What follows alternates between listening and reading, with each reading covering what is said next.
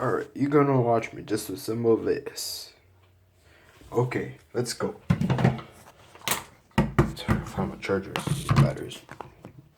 Oh no, it's no battery. It's a record stick.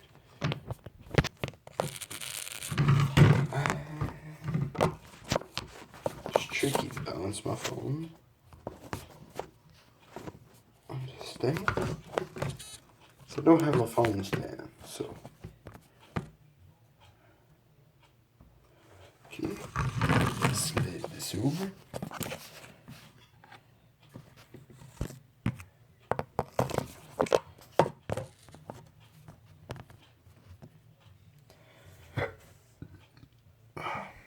There we go. Now don't worry, it won't be 2 days to disassemble them because I can do this.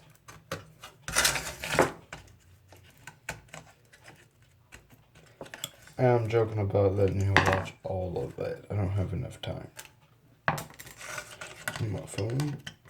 So, this is from an antique camera that uses a tube to take pictures and films. So, I don't know the type, but all I know is the thing is antique. But even though it's in fairly good condition, the building had been hit by a hurricane, so most of the building had blown apart. So I'm just taking everything, even though you're not supposed to, because there's a fence around the area. But it's not that difficult to squeeze through that hole in the fence. Well, not a hole in the fence, but where the gate is. They don't have it, it's not very well centered. Where it shuts perfectly. I can squeeze through, even though the maximum amount of time it takes me to squeeze through is a few minutes. Which is a fair bit of time, but nobody cares. Gotta go there. Even though they have IBM computers back there.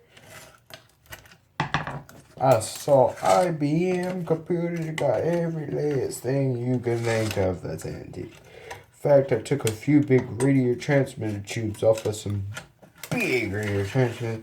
This thing's about the size of a goddamn car. If you're delayed on side. I'm just gonna show you disassembling one. I looked up some of these chips. They got NAND and NOR, op amps, multi-vibrators. I haven't even finished. All I can remove. No. This is what I want here. You see the frequency?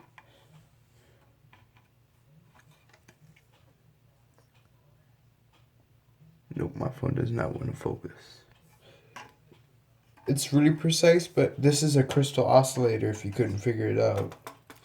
Yes, crystal oscillators really were this big back in the day. I don't see what they use this for. It's like huge. This thing's huge. Alright, next board. This is, I believe, a power board or something. Yes, this is 6.3, 10, 10, 24, 45, 45. Yes. That's the voltages. I'm just saying it quick like that. I haven't done anything on these. I only done it on the data boards. Well, these ICs are chunkier. And then the label is faded, so I have to be careful not to rub it too much. Otherwise you can lose all information on it. I'm only taking the ICs off. The ones that need to be desoldered, I would desolder them one day when I need them. So I'm mostly at logic IC. I found 8-bit RAMs. I don't know if I'm going to use them or not. As the old data sheet is so old that I can barely understand. It's bullshit to me. I say it's bullshit. Man, I don't know how to read cursive. You got crazy cursive writing. That stuff is so crazy. I'm sorry for the bad English, but they got really crazy writing. No, I have to watch time. Quick, close. 5 minutes.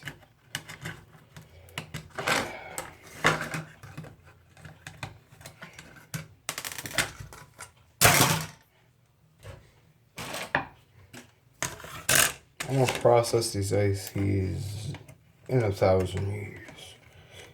I don't want to sit and type all day. When I need something, I'm just gonna look between a few, and if I don't find it, I'm gonna buy it. Since they just got a buttload of computer chips. I googled some. No, they don't have. They don't have the IC that I already googled. It's NAND gate. No, not NAND. NOR.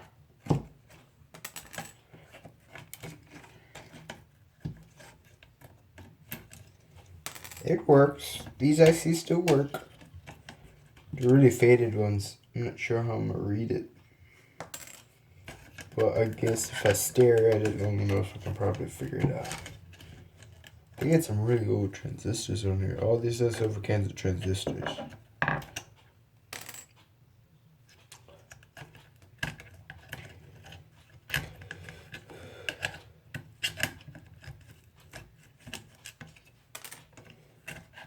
So it's really nice that they plug in. So it just means a lot less desoldering, especially since I don't have a proper soldering iron to desolder multiple terminal chips, so I just use a blowtorch. Even though that is just ridiculous to be using a blowtorch, but it works, so I use it. I'm not sure if these are capacitors or resistors, but I believe they're resistors. Some of them are labeled R and then they got C, so I can't tell. As usually, C stands for capacitor and R stands for resistors. But this is just confusing, as I don't know what how to label the old tech. I use the newer stuff, not antique stuff like this. I don't know what I'm doing with all these ICs. Towards the end, when I'm running out of storage on my phone, I'm just gonna pile them up and quickly show you how many. Pile them up right now. I'm just curious on how many I can undo in about 11 minutes.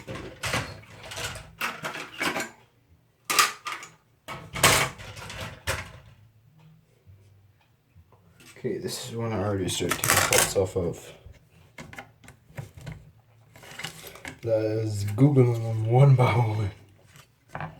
It's like about an hour I sat in here Googling one after the other.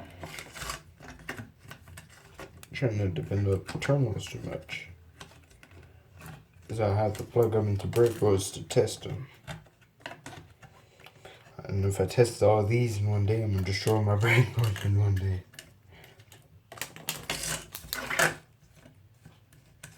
They have multi-vibrators. There's transistors. The bigger cans, I have to look from the backside to tell if they're transistors or not, because they have op amps in those can packages on this thing.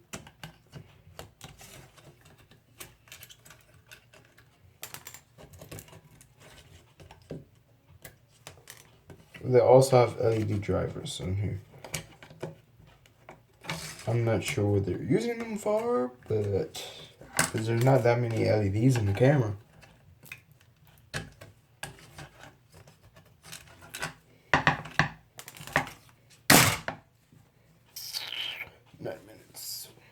I'm gonna stop when I got 1 minute left, but I better speed up.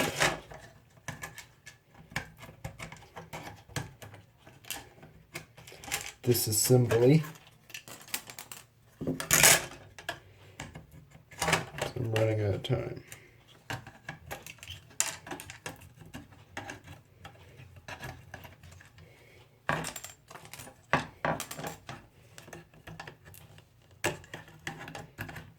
I'm not exactly sure what this big IC is, But I'm gonna let y'all see it if it'll focus.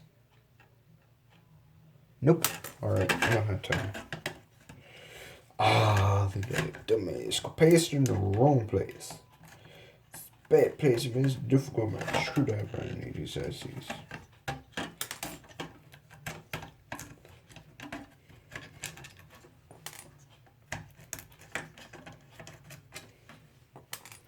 $10. Okay, I better hurry faster. And do 2 at a time instead of 1. At least the close ones. Those are close together enough to wreck a problem both at once.